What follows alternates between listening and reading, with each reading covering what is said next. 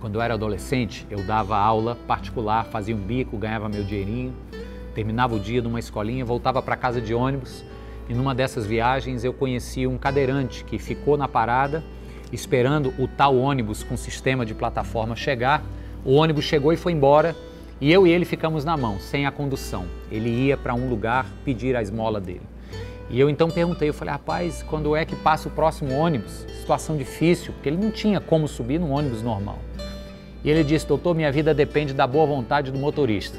O dia que ele para eu vou, o dia que ele não para eu espero mais 1 hora até o próximo. Foi de partir o coração. E eu estava pensando nessa cena quando eu li o texto do cego Bartimeu, está lá no capítulo 10 do Evangelho de Marcos, porque o cenário é muito parecido. Pela deficiência que tinha, o texto fala que ele vivia à margem da vida. Ele estava sentado na beira do caminho, exatamente com essas palavras.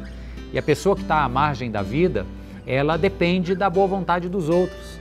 O sistema religioso dos judeus, ele pede que o homem piedoso dê esmolas. Então, Bartimeu vivia dessas esmolas.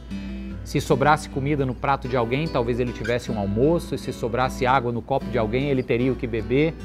Até o dia que Jesus passa por Jericó, a cidade onde Bartimeu pedia esmola. E passando por ali, o Bartimeu então sabe que vem o Messias e ele chama filho de Davi, tem misericórdia de mim. Ao que Jesus então manda chamá-lo, coloca ele no centro e estabelece com ele um diálogo rápido e aparentemente óbvio. Óbvio porque Jesus faz uma pergunta para ele que seria no mínimo estranha. Jesus olha para o homem cego e pergunta, o que queres que eu lhe faça? É como se Bartimeu tivesse todo o direito naquela hora de dizer, mestre, o que você acha? Né? Eu sou cego, está mais do que óbvia a minha resposta. Mas o que Jesus está fazendo é algo muito mais profundo do que uma pergunta óbvia. O que ele está fazendo é restaurando a liberdade que Bartimeu deveria ter de fazer suas escolhas, de tomar as suas decisões, de dizer o que ele queria e o que ele não queria. Ele então pergunta, o que queres que eu lhe faça? Ao que Bartimeu responde, eu quero ver. E talvez pela primeira vez na vida daquele homem que estava acostumado a ser uma mobília no cenário da sua época, ele então tem voz para dizer, eu quero isso.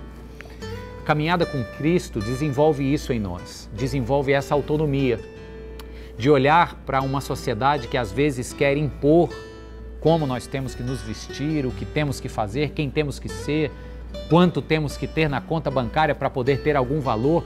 Todas essas imposições, à luz do que Cristo faz por nós, elas desaparecem porque Cristo nos diz que nós somos seres autônomos, nós queremos isso e não queremos aquilo. Claro que nós podemos fazer escolhas erradas e querer aquilo que não vai nos acrescentar nada e não vai nos levar para perto de Deus. Mas numa caminhada com Cristo, Ele nos dá essa autonomia para fazermos as escolhas que vão nos levar para mais perto dEle. O texto fala que Bartimeu, após ter escolhido enxergar e ter se maravilhado com o poder do Mestre, termina dizendo que ele passou a seguir Jesus pelo caminho.